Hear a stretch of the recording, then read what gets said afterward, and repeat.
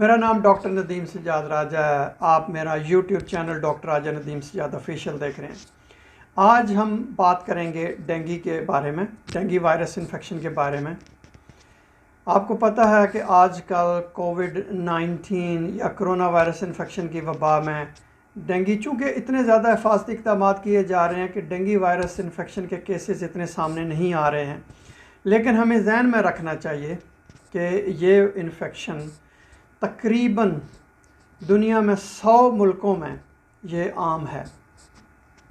Dengue virus infection इस तरह फैलता है कि एक मच्छर, उसका नाम है एडिस एजिप्टाई, जब वो किसी डेंगू इन्फेक्शन वाले मरीज़ को काटता है तो वहाँ से वो खून के ज़रिए वायरस भी ले लेता है। और जब वही मच्छर, जो मुतासरा मच्छर है, किसी सेहतमंद इंसान को जाके काटता है तो वो डेंगू वायरस उसमें मुंतकिल कर देता है। तकरीबन दुनिया में हर साल 400 मिलियन लोगों को डेंगू वायरस मुंतकिल होता है, लेकिन उनमें से 100 मिलियन लोग जो हैं उनमें अलामात ज़ाहिर होती हैं। यानी कि आप ये भी कह सकते हैं कि हर 4 में से एक बंदे में डेंगू वायरस इन्फेक्शन की अलामात ज़ाहिर होती हैं। और डेंगू इन्फेक्शन की वजह से तकरीबन 22,000 लोग दुनिया में हर साल मर जाते हैं। डेंगू वायरस की 4 किस्में होती हैं: डेंगू 1, डेंगू 2, डेंगू 3, डेंगू 4। और कोई भी इन्फेक्शन, किसी भी सीरोटाइप से अगर इन्फेक्शन हो तो वो क़ुव्वत मुदाफ़ियत दूसरी जो डेंगू वायरस होती हैं, बाकी 3, उनके ख़िलाफ़ क़ुव्वत मुदाफ़ियत नहीं मदद करती। तो इसका मतलब ये है कि इंसान को तकरीबन 4 दफ़ा, यानी कि 4 जो डेंगू की किस्में हैं उनकी वजह से इन्फेक्शन हो सकती है। अमूमन इसमें यह होता है कि जो स्वीयर इन्फेक्शन होती है उसमें आपके जिस्म के मुख्तलिफ़ हिस्सों से खून बहना शुरू हो जाता है, जिस्म में पानी इकट्ठा शुरू हो जाता है, सांस की तकलीफ़ हो जाती है बहुत ज़्यादा। उसके अलावा और भी बंदा बेहोशी तारी होना शुरू हो जाती है, जिगर ख़राब हो जाता है। तो अब बात करते हैं इसकी अलामात के बारे में। जब किसी बंदे के जिस्म में, सेहतमंद इंसान के जिस्म में डेंगू वायरस दाखिल होता है तो उसके तकरीबन 5-7 दिनों के बाद अलामात ज़ाहिर होना शुरू हो जाती हैं। अलामात के 3 मरहले होते हैं, या आप ये कहें कि डेंगू इन्फेक्शन के 3 मराइल होते हैं। एक सबसे पहले जिसमें बुखार होता है, ये अमूमन 2 दिनों से लेकर 7 दिनों तक होता है। और इसके बाद जो दूसरी फेज़ होती है उसका मैं आपको बताऊंगा कि उसमें बंदे को आराम आ जाता है, इसलिए इसको बाईफेज़िक कहते हैं। आँखों के पीछे शदीद दर्द होता है, बुखार ज़ाहिर होता है, जोड़ों में दर्द होता है, पट्ठों में दर्द होता है, हड्डियों में दर्द होता है। और इसकी एक और ख़ास अलामत होती है कि रीढ़ की हड्डी में दर्द होता है। इसके अलावा जिस्म के ऊपर सुर्ख रंग के धब्बे नमूदार हो जाते हैं। जिन लोगों की जल्द रंगदार हो तो उनमें धब्बे इतने नुमायां नहीं होते हैं। कुछ मसलन दांतों से खून भी बहना शुरू हो जाता है, नक्सीर फूट जाती है, पेशाब में खून आता है।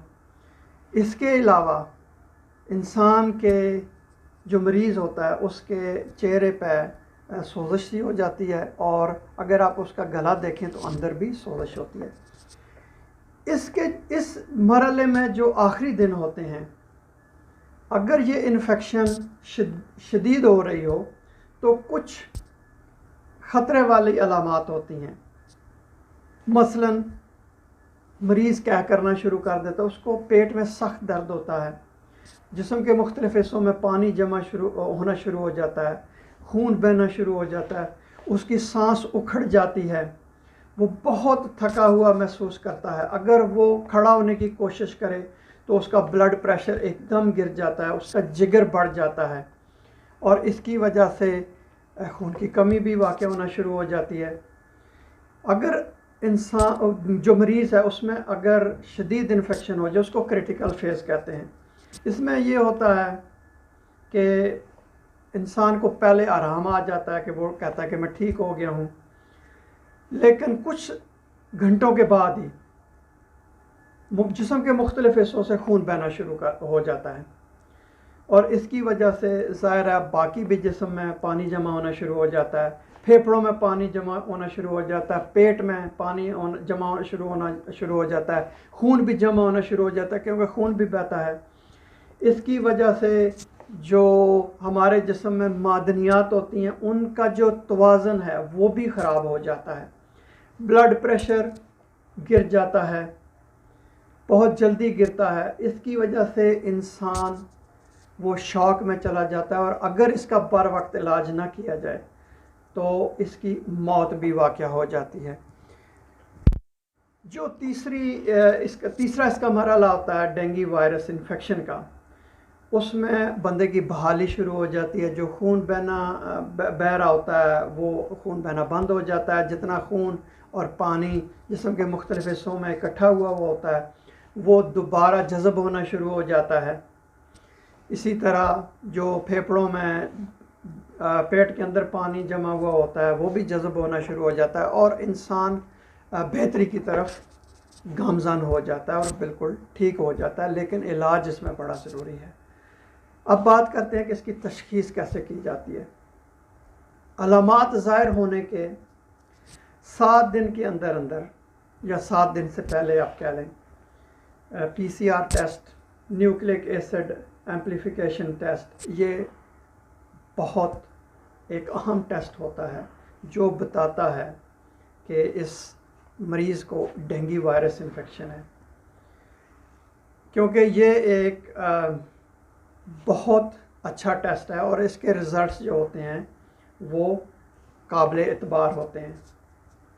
4 दिनों के बाद जो एंटीबॉडीज़ हैं, इम्यूनोग्लोबुलिन M है, वो ज़ाहिर होना शुरू हो जाती है, और 4 दिनों के बाद उसकी तशख़ीस भी की जा सकती है।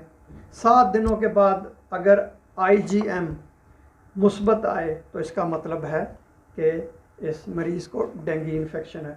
कई दफ़ा ये जो सीरोलॉजिकल टेस्ट होते हैं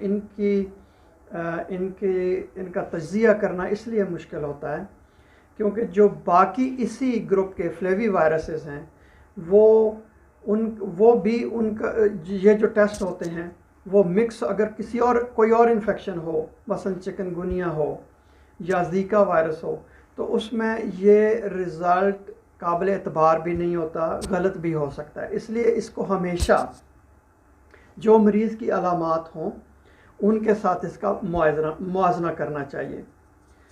जो इम्यूनोग्लोबुलिन या IgG है वो इतनी आप कहें कि कारामद नहीं होती है, उससे कुछ पता नहीं चलता। सिर्फ यही पता चलता है कि मरीज़ को माजी में इन्फेक्शन हुई थी। इसका इलाज कोई मखसूस इलाज नहीं है, लेकिन अलामात के मुताबिक इलाज किया जाता है। अगर मरीज़ को शदीद इन्फेक्शन है तो उसको अस्पताल में दाखिल किया जाता है। अगर और ज़्यादा शदीद है तो उसको ITU में या इंटेंसिव थेरेपी यूनिट में दाखिल किया जाता है। प्लेटलेट्स लगाई जाती हैं, ब्लड लगाया जाता है या ब्लड की दूसरी प्रोडक्ट्स लगाई जाती हैं। इसमें ख़ास ख्याल रखा जाता है कि ऐसी गोलियां दवाइयां नहीं देनी जो खून को पतला करें, या खून अगर बह रहा है तो उसको मज़ीद उसमें तेज़ी आए। मसलन एस्प्रिन होगी या आइबुप्रोफेन होगी, इस तरह की आपने दवाइयाँ नहीं खानी होती। एसिटामिनोफेन होती है, वो बुखार के लिए होती है, या ठंडा पानी, उससे बंदे का बुखार जो है वो कम किया जाता है। बचाव इसमें बहुत अहम है। बचाव में वैक्सीन बहुत सारे मुल्कों में दी जाती है 9 से 45 साल की उम्र के लोगों को, लेकिन सिर्फ उन लोगों को जिनको पहले डेंगू इन्फेक्शन हुई हो। अगर किसी आदमी को डेंगू इन्फेक्शन ना हुई हो और उसको वैक्सीन लगाई जाए, उसके बाद अगर उसको डेंगू इन्फेक्शन हो तो वो शदीद हो सकती है। फिर अपने आप को बचा के रखें। आप जो मच्छर भगाने वाली अद्वियात होती हैं, लोशन होते हैं, उनको लगाएं। घरों में स्क्रीन्स लगाएं, जालियां लगाएं। आप दरवाज़ों के ऊपर जो आपकी खिड़कियां उनके ऊपर मच्छरदानी लगा के सोएं। इसके अलावा जो एडिस एजिप्टाई मच्छर है, जहाँ जहाँ वो अंडे देते हैं पानी वाली जगहों पर, जहाँ पानी खड़ा होता है, उन सारी जो पानी है उनको तब्दील किया करें, या उन जगहों को आप ढाँप के रखें या ज़ाया कर दें। इन्हीं तरीक़ों से डेंगू इन्फेक्शन से बचा जा सकता है। वैसे हर जहाँ भी ये इन्फेक्शन होती है वहाँ गवर्नमेंट जो है वो स्प्रे करती है। पब्लिक हेल्थ वाले बड़े मुतहरक होते हैं और वो स्प्रे करते रहते हैं जहाँ भी मच्छर की अफजाइश नस्ल हो रही होती है। बहुत शुक्रिया ये वीडियो देखने का।